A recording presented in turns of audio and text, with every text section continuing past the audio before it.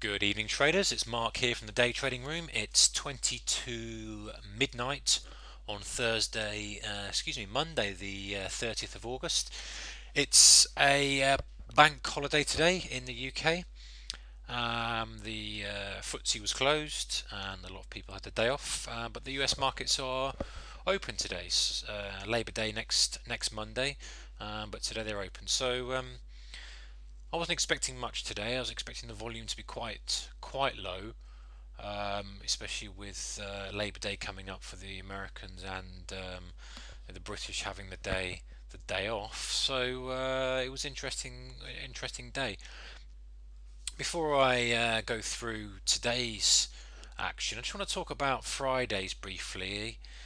Friday was a very interesting day, a pretty decent range on Friday.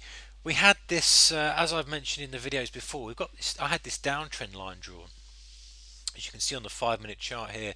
It's the white downtrend line, and we'd been basically caught in this downtrend line, but we had a now situation where we were almost forming a wedge. We had this low here, and obviously we had this low here, but we had this sort of broad wedge pattern. And as you know, we like to look at these sort of pictures and wedges and downtrends and see if there's any opportunity to trade on a longer time frame and integrate that with our short-term scalping and day trading. So we had that trend line there. We also had this gap here. I've talked about this gap a few times in the videos over last week as an area that I would look to fill if we saw strength. And so two things happened on Friday. First of all, we got this push lower, immediately push lower, and it looked as if the downtrend was still intact and this was almost disregarded because of the initial push that we got straight away. And we pushed lower and we ended up pushing through this support here and pushing right down through the 10,000 level and down, actually tagging close to this low here, through yesterday's low and to this low here. But interestingly, we got an immediate spike back up. Now I don't want to talk through every single trade I did on the Friday, but I just wanted to point out how planning on a larger time frame, or looking at a lot of days on a smaller time frame, in this case the 5-minute, we're looking at several days here, and we've got this downtrend line. One of the premises we're looking for is to see the strength on a break of this trend, and also to see the strength on a break of this gap. Now you can see at this point here, we pushed back up, we broke the trend line, but we got that classic little pullback that just pulled back to the trend line, probably pulled back the ticks as well, back to some moving averages if you like to use that, and then the long was activated. So one of the great trades we got on Friday was the long here, as it started to push back up through here, and then we took it all off at this really significant resistance level here. Obviously with scaling at several points on, but that was the meat of the trade on there. So that was something that was planned from a while ago, and you can see how that played out on the day. The second one was when we pushed through here and pushed up to here, this gap now becomes likely to fill. And we had a situation there where we pulled back and we pulled back to this support, so it's a fantastic place to look for a long. So I took the long here with my ultimate target of here. We jostled under for quite a while, then we pushed back up, we failed and started to push back down. I got a scale, I think I got 2 scales away, came back and then stopped to break even on that batch. So I didn't get the first go. Then again we pushed lower, but the buyers came in and pushed us higher. This little pop here was a good position to take along. We happened to take a little bit of heat with this one, but with a stop under this support, as long as this support was holding, we could hold for the longer target, for the larger target should I say, of this gap fill.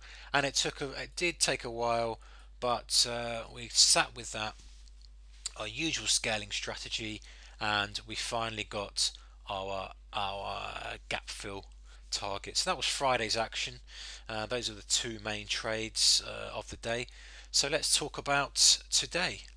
Okay, here we are today. This is the 1-minute chart of today, and as I said earlier, it was a bank holiday, public holiday for the British. So I wasn't expecting too much, and my premise really for today, especially coming back from a weekend, is to just be careful, take your time, pick your trades carefully, and looking for one good trade. If I get two, then I'm more than happy. Um, so that was what I was looking for. Two really good trades today. The first off, we just ended up chopping around this open. We had a gap down. We started to push up, and it actually looked like the gap was going to fill. And at this point here, we pulled back to this moving average and pushed back up. I took a long here. I went long, and I was looking for a target of the gap fill. We pushed up, and I got one scale out. We didn't get any further. It came back down, and it stopped me out here for my second batch at break even. So I only got a scale and a half on that. So that wasn't great, but it was putting some money in the bank, ready to risk later on for perhaps a better trade. I thought that was a bit of a messed up trade at the second time we pushed up. We just pushed up here and we couldn't push through, and I think a lot of people were really caught in that. Looking for that gap fill trade, expecting it as the volume was relatively low for it to push up, but these ticks were just not pushing over, and really this was a key indicator. When they can't get over this 5 or 600 level, you've really got to think, okay, let's just wait now until we get a break of the tick before we initiate any position. And so that's what we've got here. We've got this push down here, and we got a decent push lower, good volume here, as you can see, a break of this low in the ticks. So now we can activate some trades. We can start to look for some trades. We know perhaps that there are some bigger players involved in it. So we've got this push down here, and I took a few scalps on the short side. Really nothing to shout about. Small size, just trying to get a feel for the range and a feel for the market. And we didn't really push that much lower. Two trades I wanted to talk about quickly, though, in more detail, was this long here. I went long here. This was happened to be 10-100 on the cash, and as you know, I like to look at the cash as a proxy for the Dow futures trading. We pushed under several times, and on the third push that held, I thought, yes, this is the sort of it's a rotational type market. I'm expecting a pushback to at least the midpoint of the range, which was about there, coincided with the VWAP. So took a long there. It popped up. We took our first scales off around here, I think, of the plus 10, plus 12, and then we got our second targets there. So that was a nice little trade, and we started to just push down. So I drew in this downtrend line here. Now another trade which I've mentioned a couple of times in videos, especially when you're in a rotational type day and it's not a trend day. Now at the moment, even though we were pushing down and I had a downtrend here, I was still not marking it as a trend day because of the fact that we'd pushed up, pushed down and pushed up, and we'd had some decent counter trend moves, if you like, even though the overall move was down. So as we push down here, um, two things I like to look at, as you know, is the 4:45 to 5:15 period, especially looking at that 5 o'clock area, and you know that I like to see ticks minus 1,000. So we got this point here. I was looking for a buy. I was looking for a bit of exhaustion to go long. The movement we'd broken through this wedge to the downside. So really that was a good little breakout trade if you fancied that, but as we were still in a rotational type day, I was looking for counter trend plays at support. We pushed through. It was around the time period I liked. We got the 1,000 ticks. There was my long position. So that was my first long there, and we pushed up, and managed to get one scale off there. We then pushed lower here. Now this is quite common, and as we're still in this time frame, I'm okay with this, and I'm happy to have my stop around this sort of level here. I'm not going to be too keen to pull it up to break even too soon on this sort of move, because you need to expect a little bit of perhaps consolidation before the unwinding, which is what you're trading for. So as we broke through here, the ticks here, you can see this tick divergence. We didn't get low on the ticks, no volume, and so I re-added my long here. So now I was back on with the full size long, and we pushed up. I took my first scale off here, and my second scale, I think actually I ended up scaling it just here as we broke this trend line. I was looking for a break of this trend line, but we pushed back, so I took another scale off. But my final scale which has happened quite frequently the last few days, last week, was to wait for a high tick reading and come out on that. So that's what I waited for. I waited for this plus 1,000 tick reading, which was this bar here. As soon as we got it, there was my exit. So that was a great little trade for the day, the second trade, and actually my last trade of the day. Two good trades, a couple of scalps in between, but two great trades. We happened to get a really late sell-off that just started to drift down. Most people, I think, are expecting a counter push back up to the open or the mid-range.